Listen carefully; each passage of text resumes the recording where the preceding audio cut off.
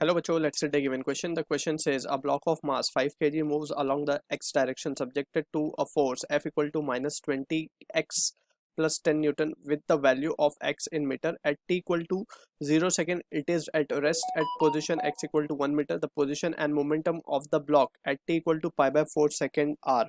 So basically यहाँ पे हमें दो चीज़ें पूछी गई हैं क्वेश्चन में.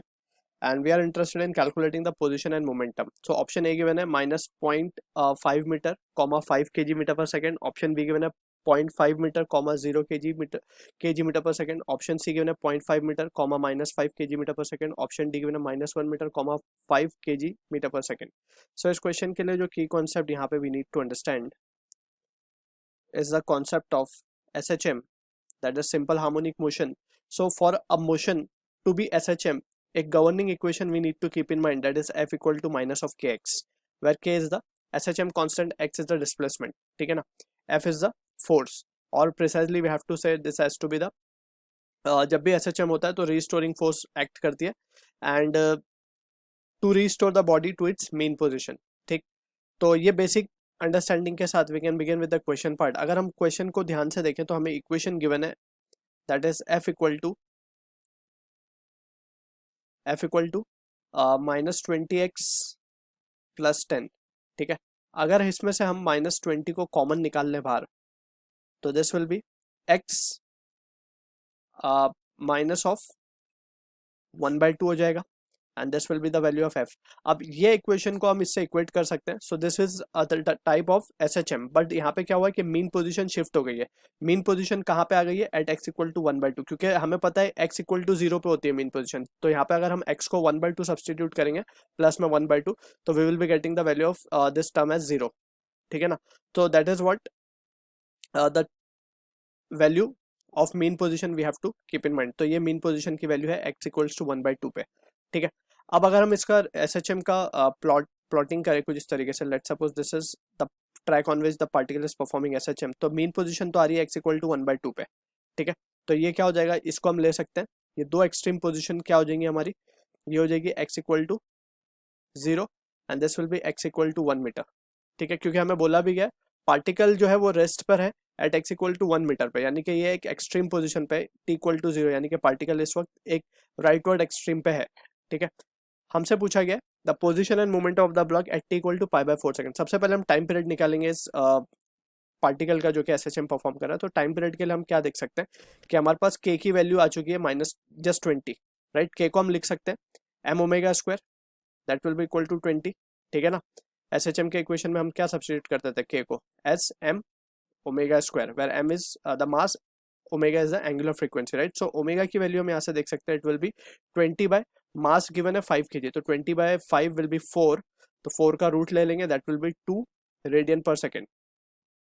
ठीक है, ये हमें मिल गई ओमेगा की वैल्यू. ओमेगा से हम क्या निकाल सकते हैं, टाइम पीरियड निकाल सकते हैं. तो t is nothing but it is 2 pi by omega, t is nothing but it is 2 pi by omega. अब ओमेगा हमारे पास 2 आ चुका है, तो it will be pi seconds. तो टाइम पीरियड आ गया पाई सेकेंड. हमें चाहिए position at t equal to pi by 4 second, यानी कि हमें पता है, अगर हम ध्यान से देखें तो पार्टिकल लेट से यहाँ से स्टार्ट किया, अब ये यहाँ पे गया होगा, t/2 सेकेंड लगे होंगे, वापस आया होगा, कंप्लीट t सेकेंड लगे होंगे. तो यहाँ से जब ये एक्सट्रीम पे पहुंचा होगा तो it will be just t/4 second लगे होंगे. फिर यहाँ से यहाँ पे अगेन t/4 और पूरा वापस आने में इसको t/2 लग गए होंगे, तो टोटल टाइम पीरियड हो गया t. ठीक है ना, तो इस तरीके से हम देख सकते हैं कि पार्टिकल पाई/4 सेकेंड, ठीक है ना, पाई/4 सेकेंड का मतलब है कि पार्टिकल मीन पोजीशन पे पहुंचा होगा. ठीक है, तो मीन पोजीशन पे हमें क्या चाहिए, position, the position and the momentum. तो सबसे पहले तो हमें पोजीशन पता चल गई है. यहाँ पे पोजीशन क्या होगी, position will be x equal to, तो यहाँ पे हम लिख सकते हैं पोजीशन क्या आ जाएगी, मीन पोजीशन पे आ गया, यानी कि x equal to 0.5 metre, 0.5 metre. तो ये बात हो गई पोजीशन की.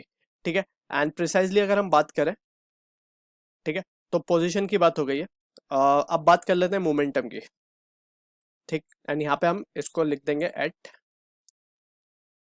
t/4. ठीक है ना, क्योंकि कैपिटल T हमें पाई मिला था, तो इसीलिए हमने यहाँ पे लिखा t/4 सेकेंड. ठीक है, अब बात कर लेते हैं मोमेंटम की. तो मोमेंटम के लिए हम देख सकते हैं सिंपली, मोमेंटम क्या होता है, basically momentum is nothing but the product of mass into velocity.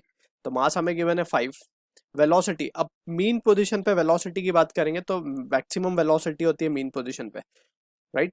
So it will be V max. अब यहाँ पे वी मैक्स की वैल्यू हम क्या लिख सकते हैं, it will be just a into omega. अच्छा, इसको जस्ट एज अ नोट हम यहाँ पे याद रख सकते हैं कि जनरल एक्सप्रेशन होता है वेलोसिटी का, वो होता है omega under root of a square minus x square. अगर हम यहाँ पे x की वैल्यू को 0 सब्सटीट्यूट कर दें तो it will be the maximum velocity का expression and it comes out to be v equal to A omega. ठीक है, तो हम यहाँ से डायरेक्टली ये रिजल्ट लिख रहे हैं, that we need to keep in mind also. अब ये हो गया हमारे पास 5 इंटू ए की बात करें एम्पलीट्यूड की, ओमेगा तो हमें मिल ही चुका है, ओमेगा हमें मिल चुका था 2। एम्पलीट्यूड की बात करें तो एम्पलीट्यूड तो ये है basically, this is the maximum displacement of mean, maximum displacement of particle from mean position, वो हाफ है। तो ये रिजल्ट अगर हम देखें तो it is coming out to be 5 and kg metre per second. ये तो मिल गया मैग्नीट्यूड। अगर हम डायरेक्शन की बात करें तो डायरेक्शन की बात हम देख सकते हैं, it will be minus i cap, towards left जा रहा है पार्टिकल, ठीक है ना, towards left it is moving, so minus of i cap लगाएंगे तो it will be just -5 kg metre per second. So option को अगर हम देख लें तो option C will be the correct answer for this. So I hope you understood the solution. All the best.